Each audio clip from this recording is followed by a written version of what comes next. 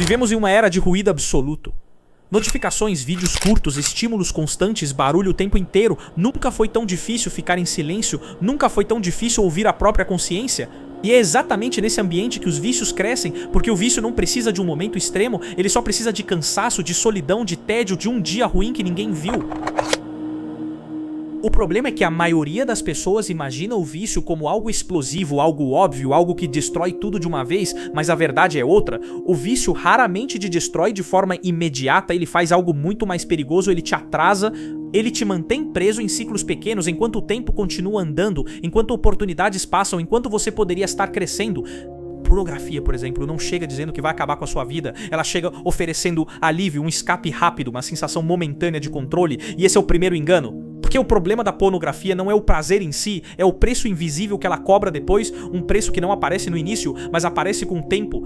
Aos poucos, ela começa a roubar sua energia, seu foco, sua capacidade de permanecer em algo difícil, sua disposição para construir algo real. Você não percebe no começo, ninguém percebe, e é exatamente por isso que funciona. O vício nunca se apresenta como inimigo, ele se apresenta como solução temporária, mas toda solução que te afasta do desconforto necessário acaba te afastando também do crescimento. E aqui tá algo que quase ninguém fala, o vício não começa no desejo, ele começa no vazio. Vazio emocional, vazio de propósito, vazio de direção. Quando a vida parece sem sentido, qualquer prazer rápido parece suficiente. Quando o futuro parece distante, o imediato vence. E quanto mais você se acostuma com recompensas fáceis, mais difícil fica lidar com processos longos, relacionamentos reais, disciplina, persistência, construção, tudo começa a parecer pesado demais. É assim que o vício atrasa a vida, não porque ele te derruba, mas porque ele te mantém parado. Enquanto você repete o mesmo ciclo, o tempo passa e o tempo não espera ninguém. Talvez hoje você não veja grandes consequências, talvez tudo pareça sob controle, talvez você pense que pode parar quando quiser, mas quase todo vício nasce exatamente dessa ilusão, a ilusão de controle. Ninguém planeja se perder, as pessoas apenas adiam a decisão de mudar, e quanto mais se adia, mais difícil fica ouvir aquela voz interna que diz que algo está errado, não porque essa voz some, mas porque o barulho aumenta. Essa parte mais perigosa, quando o vício não te destrói visivelmente, mas vai te silenciando por dentro. E se você sente que algo está te atrasando, que sua energia não é mais a mesma, que seus sonhos estão sempre para depois, talvez o problema não seja a falta de capacidade. E se você sente que algo está te atrasando, que sua energia não é mais a mesma, que seus sonhos estão sempre para depois, talvez o problema não seja a falta de capacidade, talvez seja excesso de anestesia.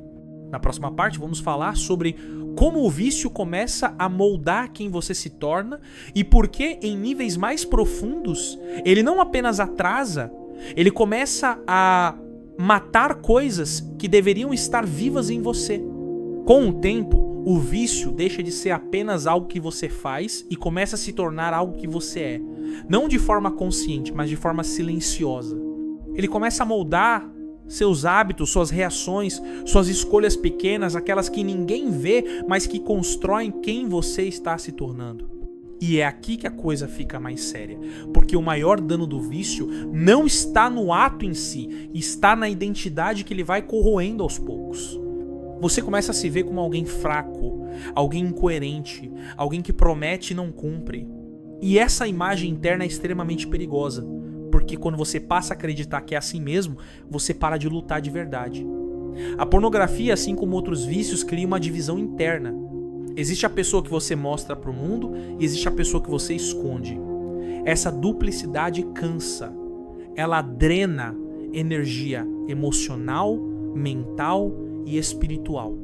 Manter segredos exige esforço, exige atenção constante, exige vigilância. E enquanto você gasta energia escondendo, você deixa de gastar energia construindo. Pouca gente percebe isso, mas o vício não rouba apenas tempo, ele rouba integridade. Ele quebra a harmonia entre aquilo que você acredita e aquilo que você pratica. E quando essa quebra se prolonga, nasce algo ainda mais perigoso, a culpa constante.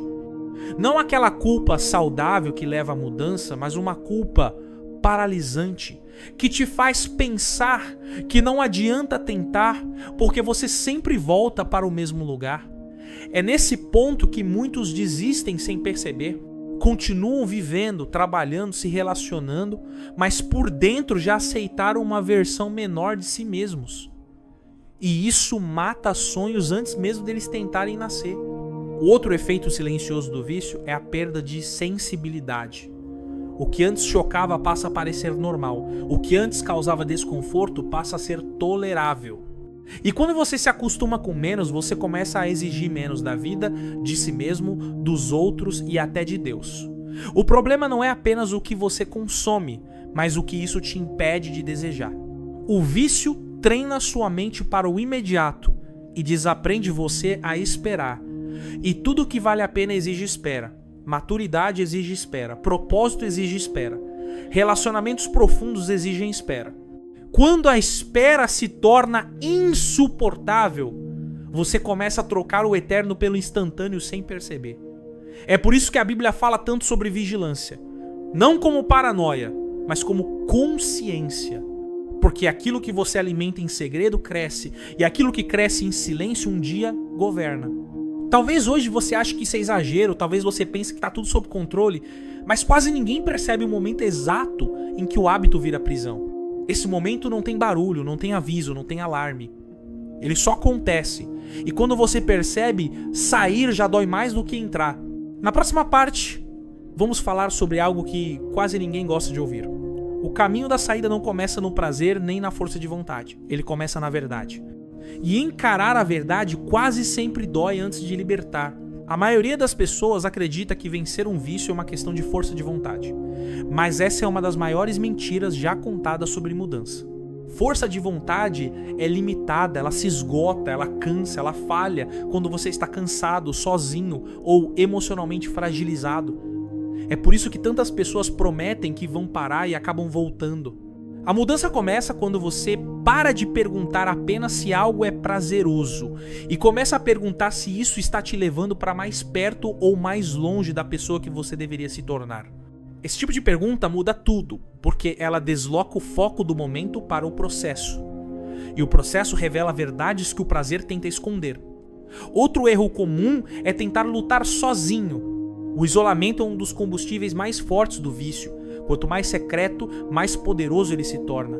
Trazer luz não é sobre exposição pública, é sobre responsabilidade. É sobre permitir que alguém veja a sua luta antes que ela vire uma ruína. A Bíblia diz que a verdade liberta não porque ela é confortável, mas porque ela quebra o poder do engano. Quando algo deixa de ser escondido, ele deixa de governar. Além disso, vencer um vício exige mudança de ambiente, não apenas de intenção. Ambientes moldam comportamentos.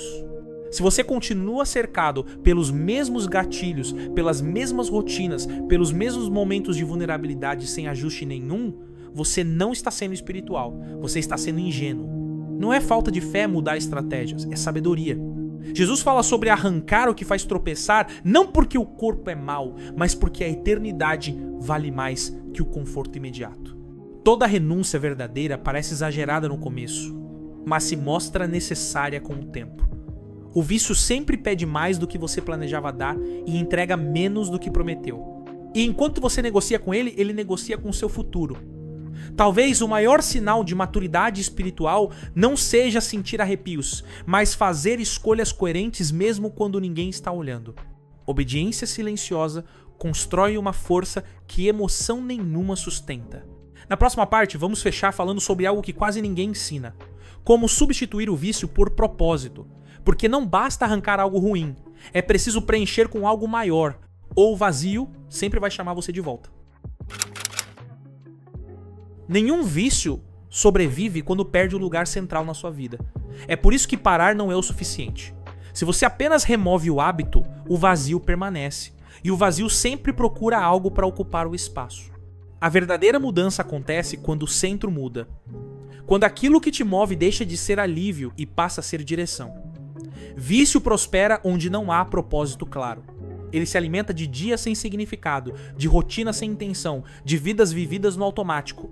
Por isso, substituir é mais importante do que resistir.